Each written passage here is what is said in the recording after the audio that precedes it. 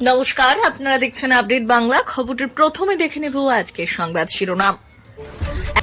অ্যাকাউন্টে 60,000 ঢুকলেও শান্তি নেই, এবার জোর বিপাকে আবাস যোজনার গ্রাহকরা।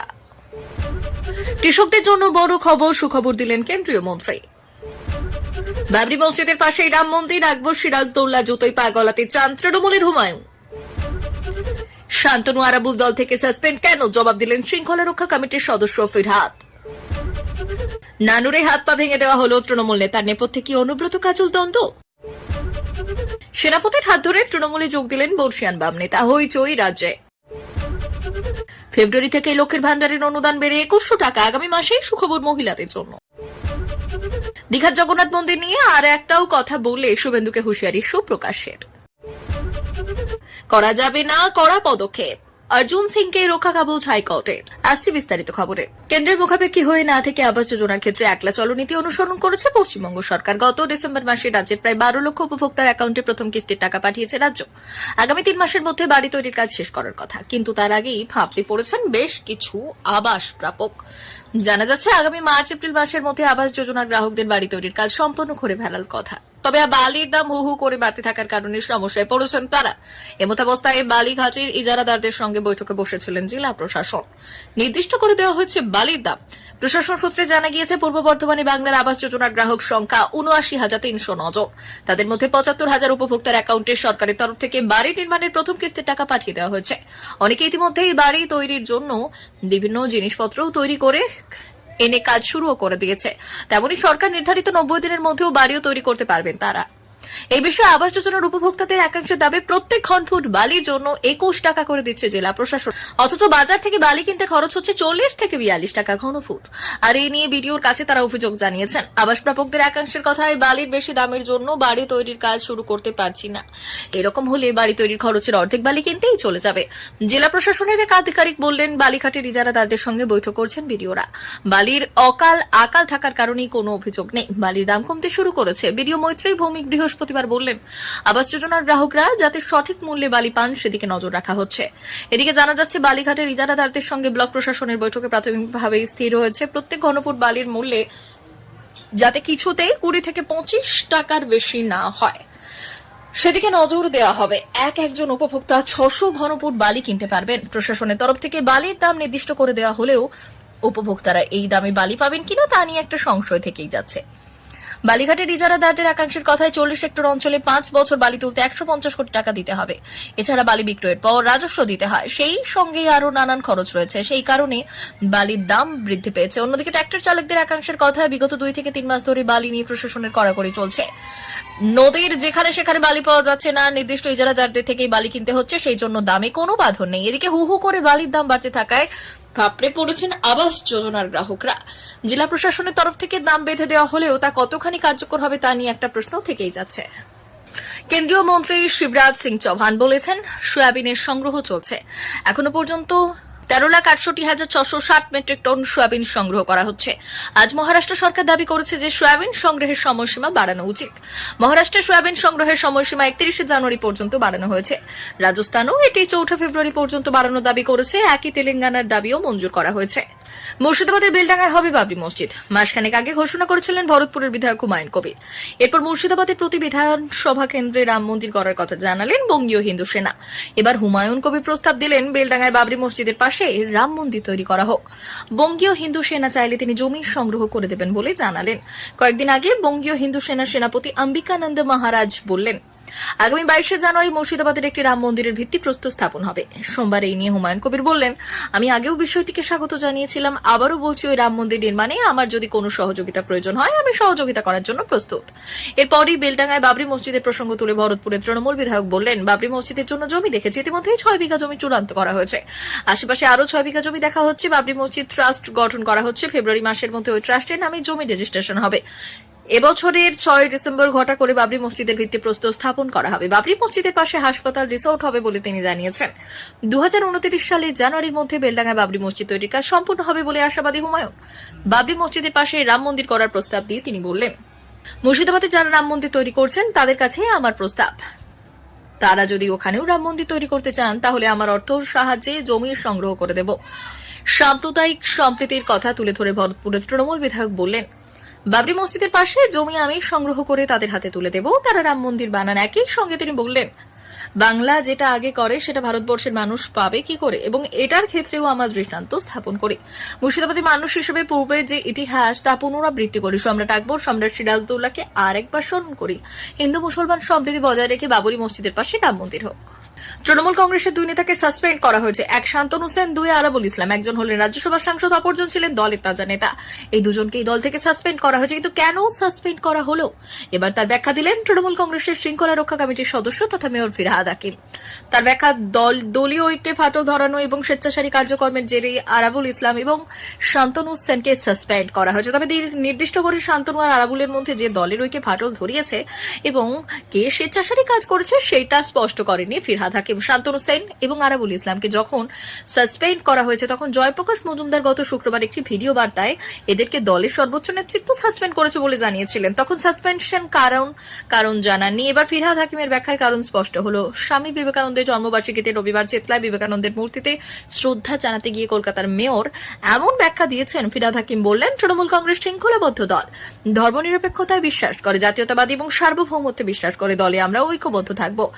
যারা দলের সেই নীতি এবং ঐক্যে ফাটল ধরানোর চেষ্টা করবেন, স্বেচ্ছাচারিতার চেষ্টা করবেন, দল তাদের বিরুদ্ধে ব্যবস্থা নিচ্ছে এবং নেবে। যদিও দলবিরোধী কোনো কাজ করেছেন বলে মনে করেন না শান্তনু সেন, আর তিনি বুঝতেও পারছেন না কেন সাসপেন্ড হলেন, তাই সাসপেন্ড হতেই সরব হয়েছিলেন শান্তনু সেন। তবে তৃণমূল কংগ্রেসের শৃঙ্খলা রক্ষা কমিটির সদস্য ফিরহাদের বক্তব্য, আমি নির্দিষ্ট করে কারো নাম বলবো না। দলে একটি শৃঙ্খলা রক্ষা কমিটি আছে, নেত্রী নিজে সব জায়গায় নজর রাখেন, সেই মতো আমাদের দল চলে। কে কি বললেন, কে কি করলেন, কার কি মন্তব্য, ফিরহাদের এই বক্তব্য নিয়ে শান্তনু এবং আরাবুল কোনো মন্তব্য করেননি। আরাবুল ইসলাম সম্পর্কে বহু অভিযোগ আছে, আগেও তিনি সাসপেন্ড হয়েছিলেন, তাই তাকে নিয়ে তৃণমূল কংগ্রেসের অন্দরে তেমন কোনো হেলদোল নেই। কিন্তু শান্তনু সেনের একটা স্বচ্ছ ভাবমূর্তি আছে। তার উপর শান্তনু আবার অভিষেক বন্দ্যোপাধ্যায় ঘনিষ্ঠ, সেবাশ্রয় প্রকল্পে তার ভূমিকাও ছিল, তাই তাকে সাসপেন্ড করা নিয়ে দলের মধ্যে নানা চর্চা চলছে। এই আবহে ফিরহাদ হাকিমের কথায় তৃণমূল কংগ্রেস ক্ষমতায় আছে এটাই সব নয়। তৃণমূল কংগ্রেস মানে দলনেত্রীর আমরণ লড়াই। আমাদের সবাইকে একসঙ্গে থাকতে হবে, মানুষকে সব থেকে ওপরে দেখতে হবে। উনিও সেটা আশা করেন। আমরা যদি খারাপ কিছু উনি দুঃখ পান, ওর সারা জীবনে ত্যাগের মধ্যে দিয়ে এই দল সৃষ্টি হয়েছে, মানুষের রক্ত এবং জীবনের বিনিময়ে দল সৃষ্টি হয়েছে, সেটা সবাইকে মেনে কাজ করতে হবে।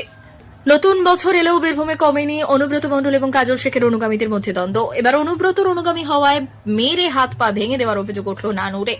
অভিযোগ অস্বীকার করেছে কাজল শেখ ঘনিষ্ঠ তৃণমূলের সভাপতি। অনুব্রত মণ্ডলের অনুগামী বলেই আক্রোশ থেকে তৃণমূল নেতার হাত পা ভেঙে দেওয়া হয়েছে বলে অভিযোগ।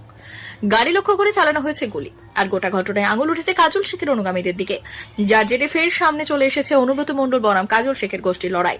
নানুর ব্লকে তৃণমূলের সংখ্যালঘু সেলের চেয়ারম্যান রিঙ্কু চৌধুরী বললেন, আমি কেষ্টদার অনুগামী, কেষ্টদা আসার পর আমাদের ওপর আক্রমণ, আমাকে মারার চক্রান্ত করছিল কাজল শেখ এবং কাজল শেখের দলবল। 25 থেকে 30 জন মিলে আটকায়, শাবল দিয়ে মারে, বন্দুকের বাঁট দিয়ে মেরে হাত পা ভেঙে দেয়। একটাই কথা, অনুব্রত মণ্ডলের দল করা যাবে না, আসা যাবে না। কেরিম খানের কাছে 2 রাউন্ড গুলি চালিয়ে আমার গাড়ি থামিয়েছিল। যদিও হামলার অভিযোগ অস্বীকার করেছেন কাজল শেখের ঘনিষ্ঠ তৃণমূলের ব্লক সভাপতি সুব্রত ভট্টাচার্য। তার বক্তব্য, ইনি অনেকের কাছ থেকে টাকা নিয়েছেন, সেই টাকা নিয়ে ঝামেলা থেকেই এত কিছু। এই নিয়ে কটাক্ষ করেছেন বীরভূমের বিজেপির সাংগঠনিক জেলা সভাপতি ধ্রুব সাহা। তার কথাই, এলাকা দখল নিয়ে ঝামেলা, তৃণমূলের আভ্যন্তরীণ দ্বন্দ্ব তো রয়েছে।